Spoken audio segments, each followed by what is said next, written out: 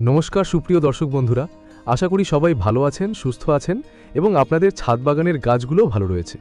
আমি সুমিত, আপনাদের নিজের চ্যানেলে আবারও স্বাগত জানাচ্ছি। বন্ধুরা, আজকের ভিডিওটি কিন্তু অপরাজিতা গাছের জন্য খুবই গুরুত্বপূর্ণ একটি ভিডিও। কারণ অনেকেই আমাকে কমেন্ট করে বলেন, দাদার অপরাজিতা গাছে পাতা হচ্ছে কিন্তু ফুল হচ্ছে না।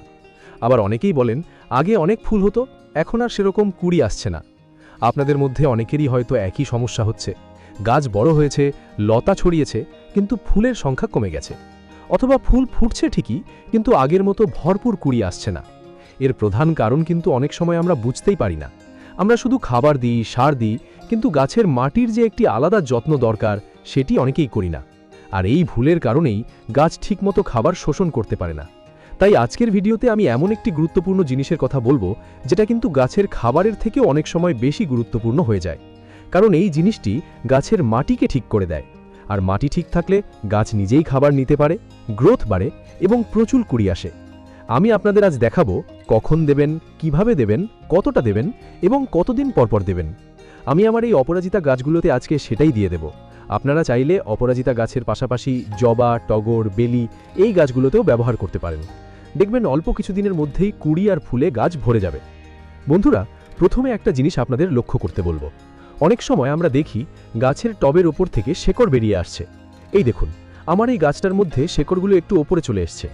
এগুলোকে বলে ফিডার রুট। যখন এই শেকড়গুলো ওপরে বেরিয়ে আসে, তখন বুঝতে হবে গাছের খাবারের ঘাটতি পড়েছে। তখন গাছকে একটু খাবার দিতে হবে। তো তার আগে আমি এই গাছে দুটো জৈব খাবার দিয়ে নেব।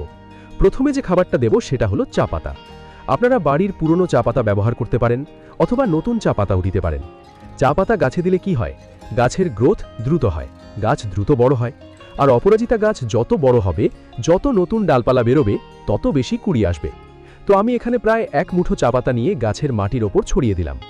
এরপর দ্বিতীয় যে খাবারটা দেব সেটা হলো হাড় গুঁড়ো। হাড় গুঁড়োর মধ্যে প্রচুর পরিমাণে ফসফরাস এবং ক্যালসিয়াম থাকে। এই দুটি উপাদান কিন্তু ফুল গাছের জন্য খুবই গুরুত্বপূর্ণ। ফসফরাস গাছকে ফুল আনতে সাহায্য করে, আর ক্যালসিয়াম গাছকে শক্ত করে। তো আমি এখানে 1 চা চামচ হাড় গুঁড়ো নিয়ে গাছের গোড়ায় দিয়ে দিলাম। আপনাদের যদি বড় গাছ হয় তাহলে 1.5 চা চামচ পর্যন্ত দিতে পারেন। এই দুটো খাবার দেওয়ার পর এখন আসল যে জিনিসটা দেব সেটাই আজকের ভিডিওর সবচেয়ে গুরুত্বপূর্ণ বিষয়। এই জিনিসটা সাধারণত কোনো খাবার নয়, এটা গাছের মাটিকে ভালো রাখার জন্য ব্যবহার করা হয়। আর সেই জিনিসটা হলো ফিটকিরি। হ্যাঁ বন্ধুরা, খুব সাধারণ একটি জিনিস, মুদিখানার দোকানে খুব সহজেই পেয়ে যাবেন। ফিটকিরি গাছের মাটিকে একটু অ্যাসিডিক করে, আর অপরাজিতা গাছ সাধারণত একটু অ্যাসিডিক মাটিকে খুব ভালো হয়। অনেক সময় আমরা বারবার খাবার দিতে থাকি, ফলে মাটি ধীরে ধীরে ক্ষারীয় হয়ে যায়।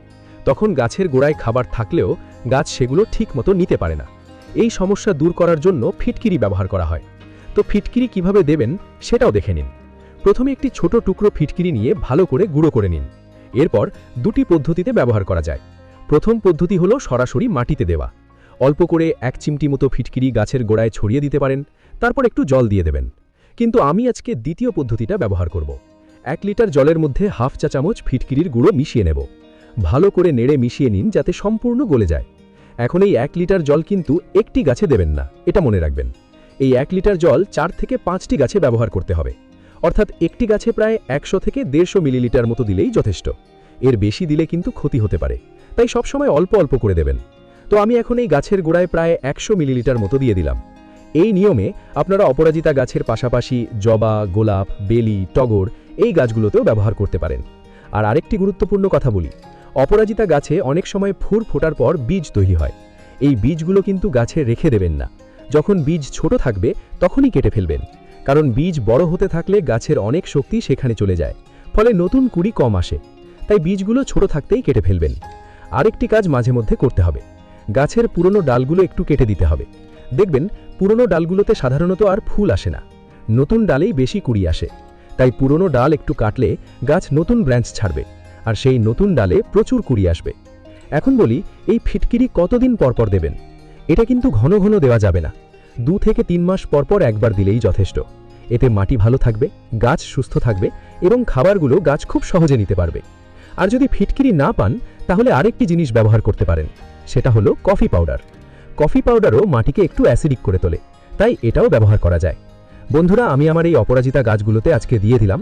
এরপর কয়েকদিন পর আপনারা দেখবেন গাছগুলোতে নতুন ডাল বেরোচ্ছে এবং কুড়ি আসা শুরু হয়ে গেছে। এই ছোট ছোট টিপসগুলো যদি নিয়ম করে ফলো করেন তাহলে আপনার অপরাজিতা গাছ সারা গরমকাল জুড়ে ফুলে ভরে থাকবে। একবার ট্রাই করে অবশ্যই দেখবেন।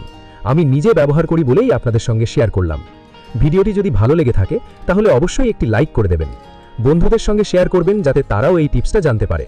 আর যদি আমাদের চ্যানেলে নতুন হয়ে থাকেন তাহলে চ্যানেলটি সাবস্ক্রাইব করে পাশে থাকা বেল আইকনটি চাপতে ভুলবেন না। আজকের মতো এখানেই শেষ করছি। সবাই ভালো থাকবেন, সুস্থ থাকবেন আর নিজের ছাদ বাগানের গাছগুলোর যত্ন নিতে থাকবেন। ধন্যবাদ।